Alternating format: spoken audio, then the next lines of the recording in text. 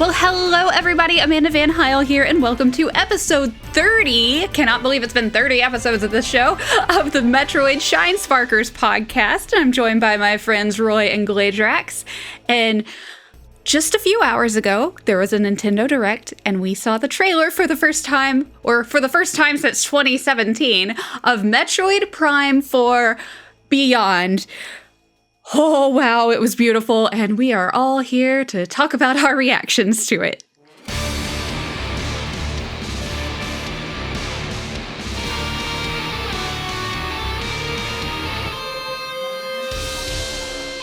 All right, so Roy and Glaedrax, what did you guys think when you saw it? Were you expecting it? I had a feeling that this was finally our year. Prime 4 restarted development in 2019 under Retro Studios. It really should have been there from the start. Otherwise, we probably wouldn't have waited this long. But anyway. Wasn't it with Bandai at first? That was reported but never confirmed by Nintendo. I think so, yeah. So it had been 5 years since we had any sort of update on Prime 4. I was awake 2 hours early just to be sure I was ready for this direct. And, I was managing my expectations. We're Metroid fans. We're used to disappointment. And this trailer did not disappoint. As soon as it said Cosmic Year 20X7, I was freaking out, screaming. I was in a call with Darren, Leon, and another member of our team, David, at the time. And we were all just blown away by it. Visually, it's breathtaking. The gameplay is all there. I'm such a nerd. I was even reacting to the classic sounds of the power beam and morphing, which have been kept. I think you can't really change them. They're iconic to the series, and it would just sound weird if it were... Oh, I agree completely. I was the same way. I'm like, oh, it's the Metroid sound. This is beautiful. What was most epic, it's a completely epic trailer with a new version of the Space Pirates theme. The best part, I'm sure everyone can agree, Sylux making his grand entrance. Yo. Amazing. With a brand new look. Yes. Tanabe had hinted that Sylux would be the antagonist, almost 10 years ago now. An interview around the time of Federation Force, he'd said the next Prime game would likely deal with Sylux and his relationship to Samus. So people extrapolated from that that's what would happen in Prime 4, and it's very rewarding to know that we were right. And he looks so awesome. After the trailer came out, there was a clip released by Nintendo on Twitter with the music removed, so you could hear his footsteps, and the little gap in his helmet or visor or whatever lights up, and it makes a sound, kind of like Samus's visor in Other M. I'm a nerd. I'm analyzing all these little details here, but yeah. If somebody is listening to this podcast, they are also a nerd, so it's fine. That's very true. Yeah, if you're listening and you're wondering, am I a nerd? Yes. It's a safe bet that You're listening to a Metroid podcast. Yes. Yes. Yeah. What a great trailer. I was really blown away. It was even beyond my expectations, if I can say so. No, I really wasn't expecting it. I mean, at this point, it was either today or when they show the new system, which should be a matter of months now. So if it wasn't now, it would have been next time. So at this point, it's been I think that would be 17 years since Prime 3 in August. Feels like 84. Yeah, yeah, probably 84. But what can a couple more months do? We're all old Rose from Titanic. It's been 84 years. Quite literally, yeah. No, it's really nice. It didn't catch me by surprise as much as Dread, obviously, because we knew this one was coming. Unlike Dread, which was oh, by the way, here's this game we initially announced 20 years ago. But yeah, it still had its little effects. I might or might not have lost my mind entirely for a second. Maybe I saw the clip. You definitely lost your mind. I did. No, it was great. It was really good. The game looks amazing. It seems to be in 60 FPS as well, which is nice. It was one of my worries about the game, that it might have to sacrifice some performance for the sake of good looks, because it's on handheld, but apparently it turns out there's no reason to. It seems to be running very well and look very well as well. The model seems really nice, especially Silox. The environments are really nice as well. And it looks like the music would be at least on par with the previous entries. I really liked what I heard in that final bit when Samus gets out of the weird blue portal thing at the end, I think. Oh, it was glorious. In that forest biome environment. Like, the music was really nice. You can tell it was trying really hard to be similar to the original Metroid Prime in terms of feel. And I'm all for it. So it's definitely good. Looking forward to the new suits as well. And of course, seeing more of the gameplay, because we didn't see that much, sadly. They are probably keeping some stuff for later trailers and stuff, so they can keep the hype going. Because so far they just showed, on the top of my head, Power Beam, Charge Beam, Missile, Morph Ball, Scan Visor, and the little side jump she does when you lock onto an enemy. I think that's it. So nothing really new. They seem to be working as they used to as well. So they didn't really show new gameplay features. So I guess we'll have to wait a bit more for things like that to show. Maybe on the series anniversary. That's what they did for Dread. So who knows? Yeah, so when I saw the trailer, I was not... So going into the Direct, I was expecting we were going to get something Metroid related, but I did not think we were going to get anything Metroid Prime 4, especially since they originally said it was just going to be games like the later half of this year, and nothing regarding the Switch 2 or Switch successor or whatever. But then they showed the opening of the trailer, and I'm going, this is not Prime 2. This is not Prime 3. This is Prime 4.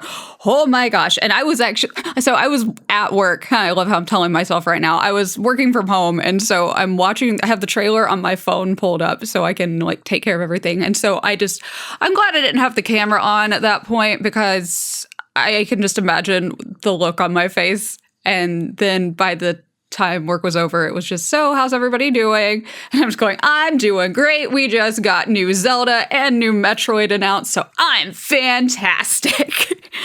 But it was just so pretty, just seeing the space pirates and seeing the scan and then seeing Silox. And then my favorite, though, was just the very end of it, where we see like the outside part, and it was just so beautiful. And now I want to go there. Like, I could feel it. Like, I could just feel like all the humidity on me out there. It was great. It was so just immersive. A really strong surface of Talon 4 vibes from that place. Yes. Yes. If they can come up with an overworld that is on par with Talon 4, then...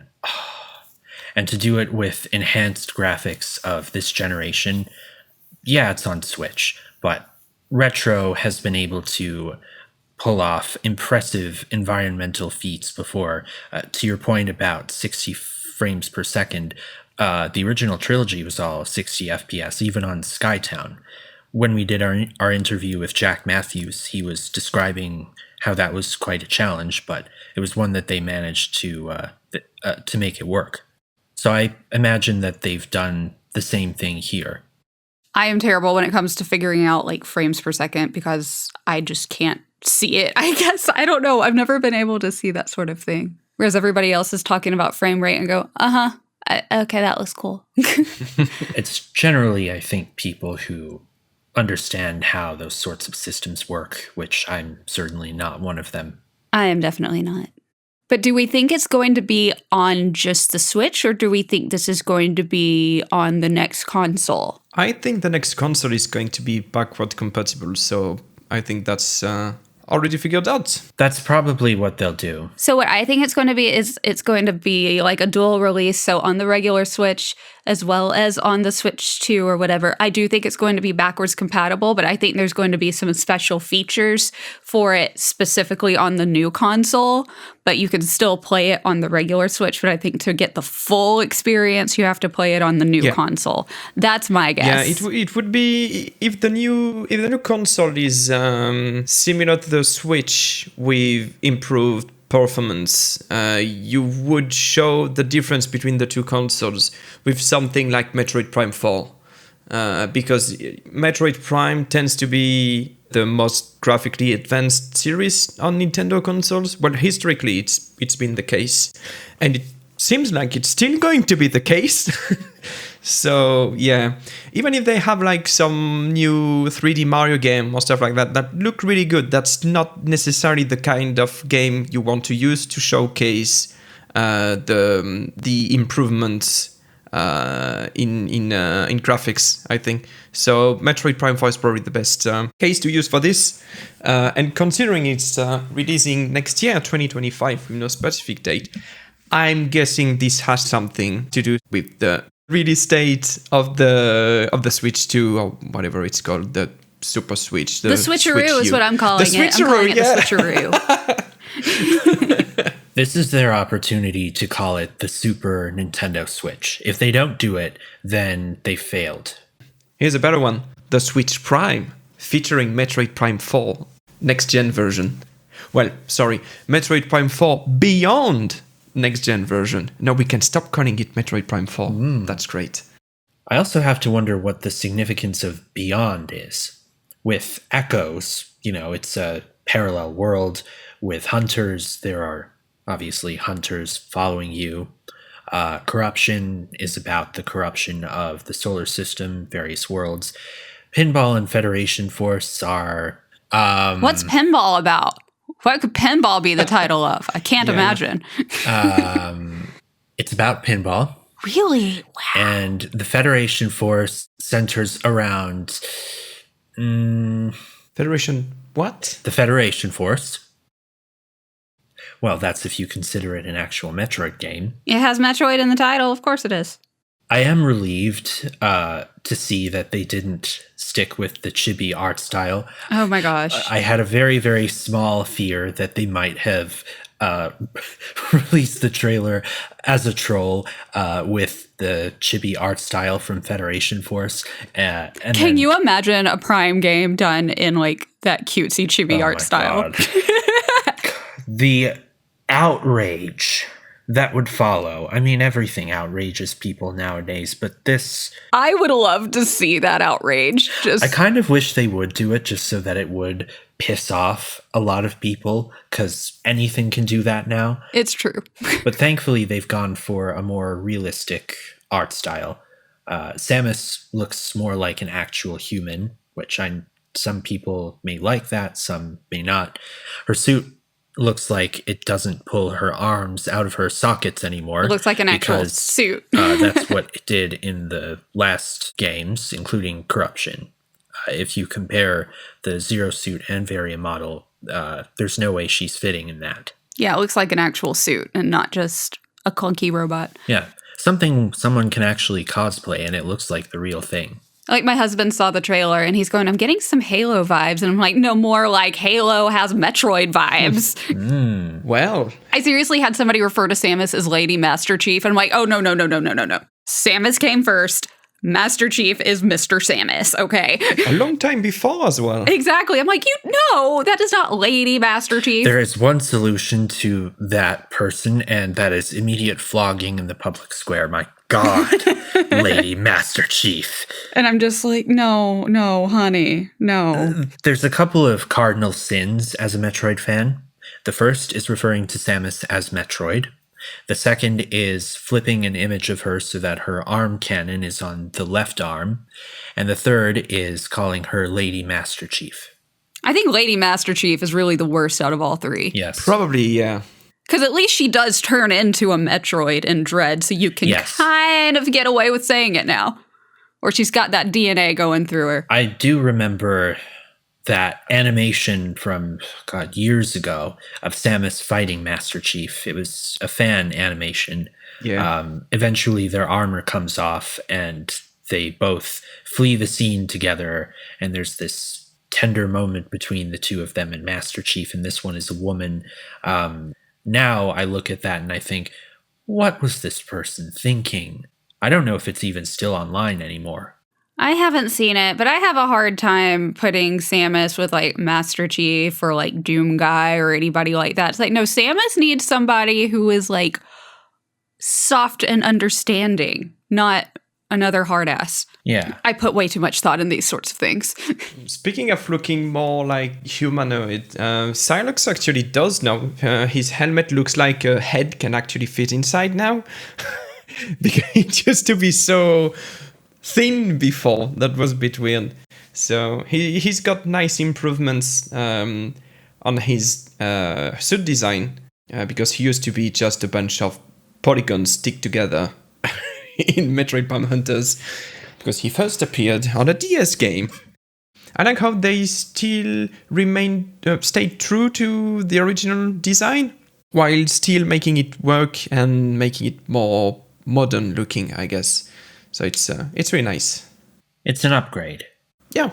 I loved the two little Metroids that were on his shoulders. Yeah. Metroids or Mocktroids? Were they Metroids or were they Mocktroids? Because I couldn't tell. I think they are Mocktroids. Okay, so are they definitely Mocktroids? Because I wasn't positive. I think so, but we only see them for like a couple seconds, so it's hard to be 100% sure.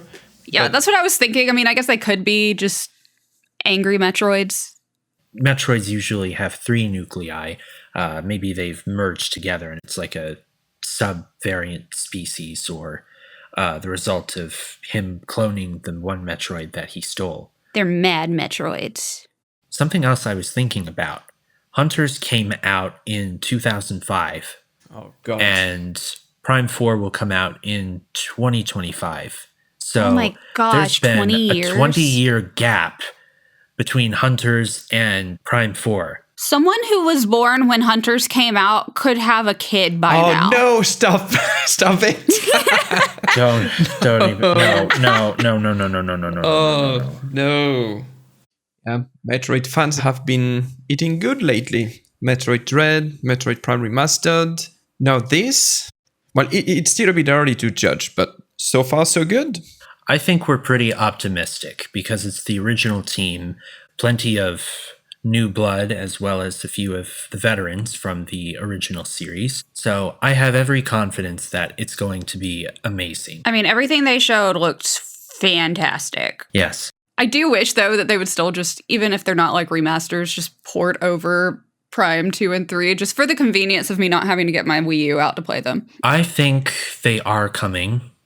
They had to show Prime 4 this time. Like, they had to. It's been too long, and it's very likely going to be the last big tentpole of the Switch 1. So, Prime 2 and 3, what I think they'll do is they'll show more of Prime 4 later on, and then as part of the presentation, kind of like what they did with Pikmin 2 to 4, they showed off Pikmin 4, and then, oh, by the way, you can play 2 and 3 starting after this presentation. They'll probably shadow drop Echoes and Corruption on the same day.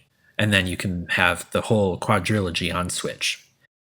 While they're at it, they also need to port Hunters, because that's the game that introduced Psylocke. So we need to have that as well. Yeah, and I haven't gotten to play Hunters, because that came out when I was in college, and I didn't get to play a lot of stuff It's then. nice. I want to play it. It's been on my list. The solo campaign is not the best, but it's all right. The multiplayer was really fun. Psylocke was broken. Yes. Trace as well. Oh, speaking of Trace and Hunters, I wonder if we're gonna see the Kraken Empire in, well, maybe not this one, but we've just finally seen Metroid Prime 4, and I'm already thinking of like Metroid Prime 5. The game isn't even out yet, but like the Kraken Empire would be a cool antagonist to have. They have been setting up Psylocke for like what, 2 games now? Like they started it 20 years ago, and now he's finally here. I don't see him going away in that game. I don't think we're going to kill him. But considering he appeared in the same game that Trace appeared, it would make sense to introduce the Kraken Empire as well. And maybe some more hunters at the same time, like Noxus and Spire are nice guys, if I recall. There's Weevil also. nicer. Oh, Weevil, yeah. Considering Silux is with the space pirates now, that would make him an ally of Weevil. Maybe Silux can borrow his bike or something. Yes. Something I wanted to add. Back in 2020, we did an interview with the story designer of Hunters, Richard Verodi, and we asked him about Silux because we wanted to know if there were plans for Silux in the future, considering he was in those two endings. And Richard said, "We have a great backstory written up for Silux. There's a lot of threaded storytelling in there that made using the character in other games a good fit. I would love to tell you what's going on under that suit." He did not tell us what was going on under that suit, but after we get our answer to that, I would like to follow up with him and ask him, is this accurate? And he'll either go yes or it's changed. Well, assuming he'll tell me. But yeah, that's exciting. My biggest hope for Silux, and I may have mentioned this before on the podcast, don't make him a generic space terrorist. Oh, no. I think Metroid is overdue for a more complex, morally complex villain. Every villain that we've had so far, they're a villain either because they're a space terrorist, they want to take over the galaxy and rule by fear, or they're a creature propagating its survival. The SAX is an example. But we've never had a villain we could feel some... They were just 100% villain. A villain you can understand, like, where they're coming from. Yeah, maybe an understandable reason why he hates the Federation. Maybe they accidentally killed his entire family, or he was the result of an illegal experiment or something. So kind of like Magneto and X-Men. Yeah. Some people also think that he could be Samus's brother, based on this Nintendo Power fan fiction campaign that they did in the 90s called Blood of the Chozo. Fans would just submit ideas for a narrative and they would kind of all blend together. They had a brief backstory for Samus, which indicated that she had a 4-year-old brother named Solomon, who was missing and presumed dead. Now, she's never been mentioned to have a brother in any other media, and I don't think anyone considers Blood of the Chozo canon. But some people have thought, maybe he could be her brother. Solomon wouldn't be the inspiration necessarily, because I don't think Blood of the Chozo is that well known to even Nintendo. Another theory, which is less likely, is that it's Adam Malkovich's brother Ian, who died during the flashback in Other M in an explosion. The theory with that is that he's going to have a sort of Winter Soldier arc, thought to be dead, but ultimately revived through technology, and maybe he resents the Federation for leaving him to die. We really don't know at this point, but I hope it's something layered, like Richard said, and that makes us really care isn't the right word, like the villain, and something that puts him on par and maybe surpass Ridley, Dark Samus, and all of our favorite villains. I like that idea. I like a villain where you're like, okay, I get where you're coming from. Nope, I'm not going to go on your side, but I see how I easily could. Yeah, the previous ones you just couldn't. They were just evil. Either neutral evil or chaotic evil or evil. Just yes. I'm evil. Why are you evil? 'Cause I'm evil! Basically, Mother Brain. I want to kill everyone now. Oh, wow, okay. Dark Samus was a bit more different because she started as just a beast and became really, really smart as she absorbed Phazon. But at the end of the day, she just wanted to control everything through Phazon. So she's a bit more like the X-Parasites on that aspect, I suppose. She did, based on some of the Space Pirate messages from Metroid Prime 3, I think that was outside the game, but she made herself look like a god to them, so she was probably enjoying it at some point. But they've been mostly just evil. On different ways. Like Ridley was just sadistic and wanted to kill everyone. Mother Brain wanted to establish a new order on the galaxy and be the leader of it. Didn't really end well.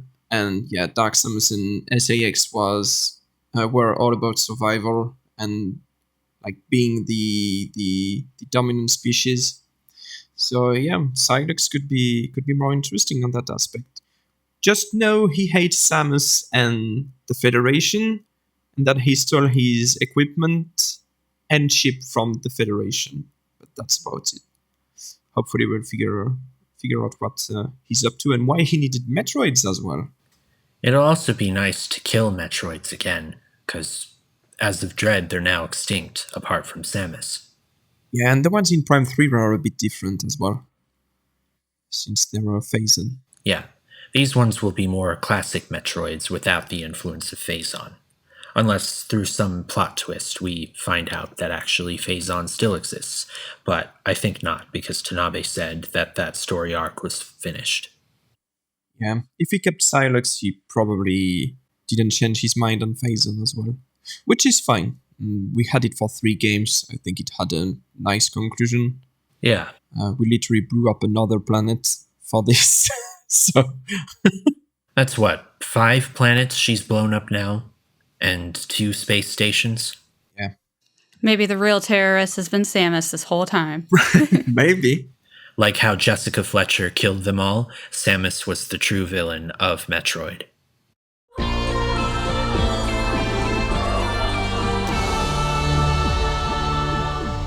All right, so because this all happened right after the Nintendo Direct, we don't have any mailbag responses to read out. However, we are going to take new mailbag responses, and we are going to ask you this. What do you think of the trailer for Metroid Prime 4? Well, everybody, thank you so much for listening to another episode of the Shinesparkers podcast. It was so great getting to talk about Metroid Prime 4, and we'll see you next mission. See you next mission. See you next mission.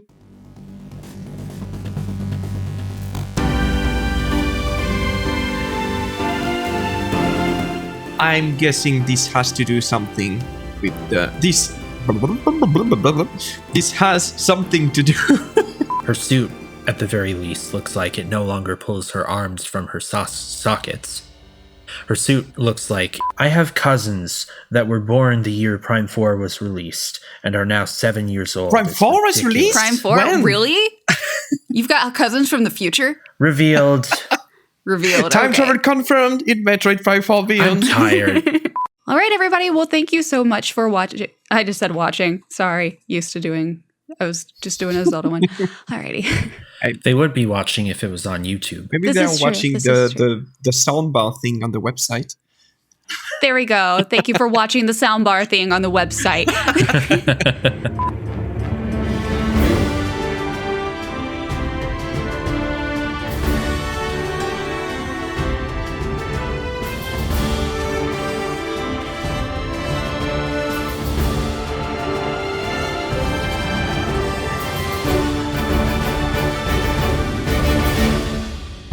The Shinesparkers podcast is edited by Stephen Wells with music from Maserati. If you enjoyed what you heard, we hope you'll consider following us on our social media pages. We're on Twitter, Blue Sky, Facebook, Instagram, and YouTube. For the latest Metroid news, interviews, community features, and other exclusive content, visit our website at shinesparkers.net. See you next mission.